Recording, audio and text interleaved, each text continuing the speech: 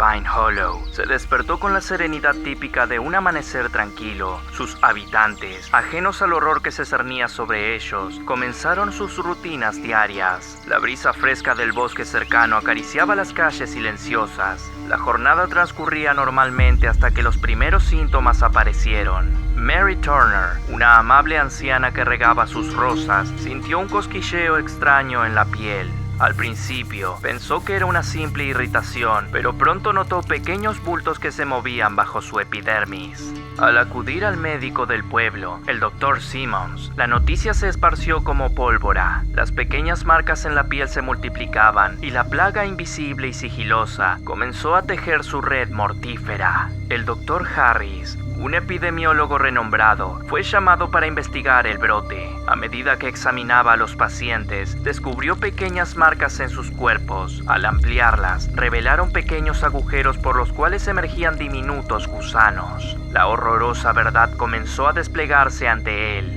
Con el correr de los días, más habitantes de Pine Hollow empezaron a mostrar los mismos síntomas. El hospital del pueblo se llenó de personas desesperadas y el Dr. Simmons se enfrentó a un enigma médico que desafiaba toda lógica. Los gusanos, apenas perceptibles, se movían dentro de los cuerpos de los afectados. No eran como cualquier parásito común. Estos gusanos se alimentaban de la carne y dejaban tras de sí pequeñas marcas que cosquillearon bajo la piel.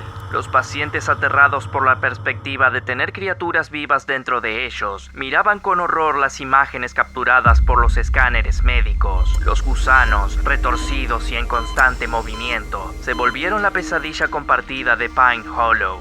Siguiendo la pista, el Dr. Harris descubrió que la fuente de la infección estaba en un antiguo cementerio a las afueras del pueblo. Investigando las tumbas, encontró un féretro desenterrado y lleno de gusanos retorcidos. Al parecer, estos gusanos, antes inofensivos, se habían transformado en depredadores insaciables.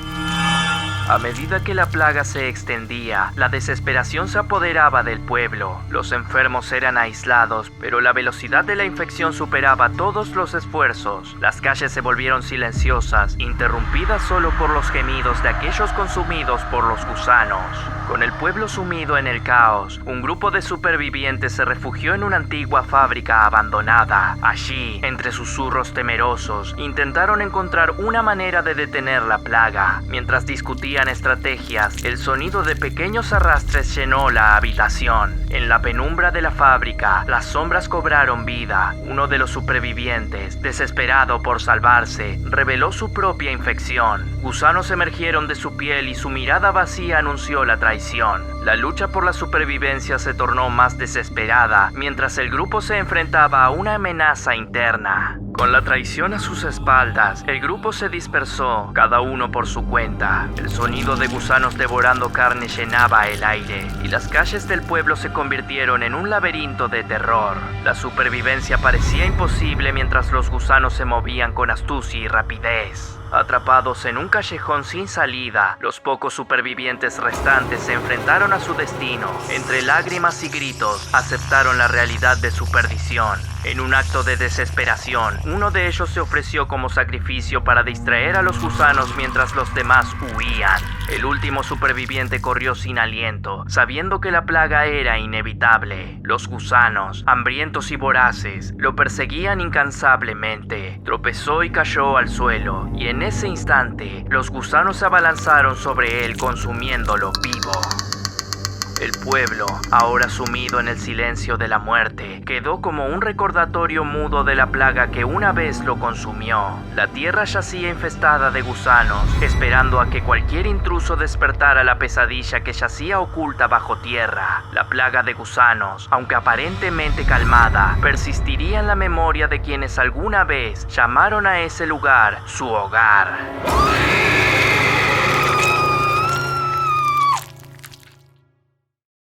En el tranquilo pueblo de Ombra, donde las sombras parecían bailar en cada esquina, vivía una joven llamada Tomoko. Su vida transcurría sin mayores sobresaltos hasta que un día, mientras exploraba el ático de su antigua casa familiar, encontró un objeto olvidado. Entre polvorientas cajas y muebles antiguos, Tomoko tropezó con un espejo encerrado en un marco ornamentado. El reflejo en él parecía distorsionado, como si las sombras lo poseyeran.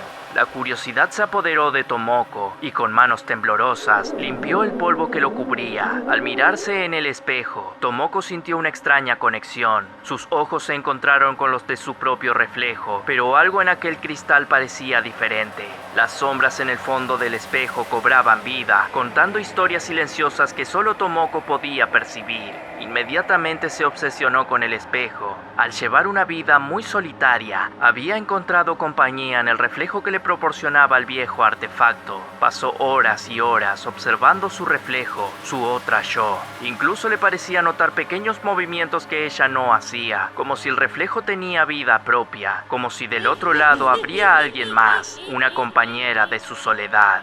Desde que lo colocó en su habitación, Tomoko notó que su reflejo en el espejo parecía tener una vida propia. Los ojos del otro lado del cristal la observaban con intensidad, como si supieran todos sus secretos más oscuros. Al principio, le causó inquietud, pero con el tiempo, la conexión entre Tomoko y su reflejo se volvió más profunda. Una noche, mientras Tomoko se miraba en el espejo, su reflejo comenzó a moverse de manera independiente.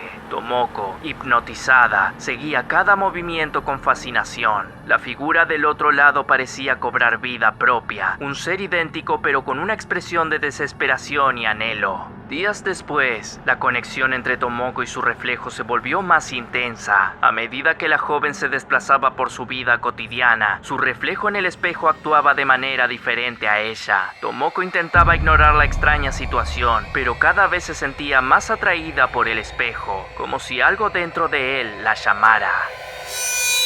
Tomoko, incapaz de resistirse a la atracción magnética del espejo, comenzó a pasar horas frente a él.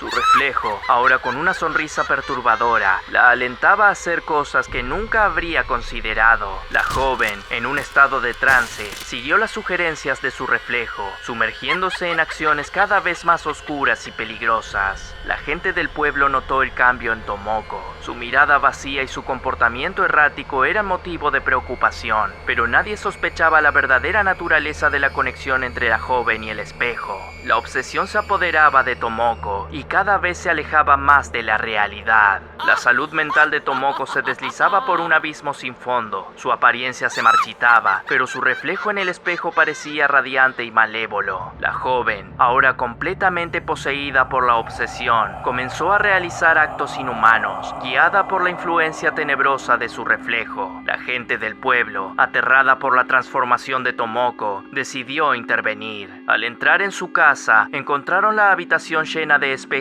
rotos, cada uno mostrando una versión distorsionada y monstruosa de la joven. En el centro, el espejo original, radiante con una luz sobrenatural, reflejaba a Tomoko en su forma más degradada y depravada. Cuando intentaron alejar a Tomoko del espejo, la joven gritó en agonía. Su reflejo en el espejo parecía alimentarse de su sufrimiento, creciendo más fuerte con cada intento de separación. Finalmente, en un acto de desesperación colectiva, decidieron destruir el espejo, creyendo que así liberarían a Tomoko de su influencia siniestra. Con un estruendo aterrador, el espejo se hizo añicos, pero en lugar de liberar a Tomoko, la joven se desvaneció con él. Un último susurro de su boca invisible resonó en la mente de quienes la rodeaban. Ahora somos uno para siempre.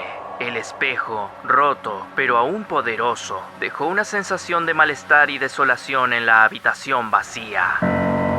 El pueblo, marcado por la experiencia macabra, abandonó la casa de Tomoko como si fuera un lugar maldito. Nadie se atrevió a acercarse a los fragmentos del espejo, y la historia de la joven poseída se convirtió en un recuerdo oscuro y perturbador del final de una maldición heredada, o tal vez solo el comienzo de una obsesión que perdurará en las sombras.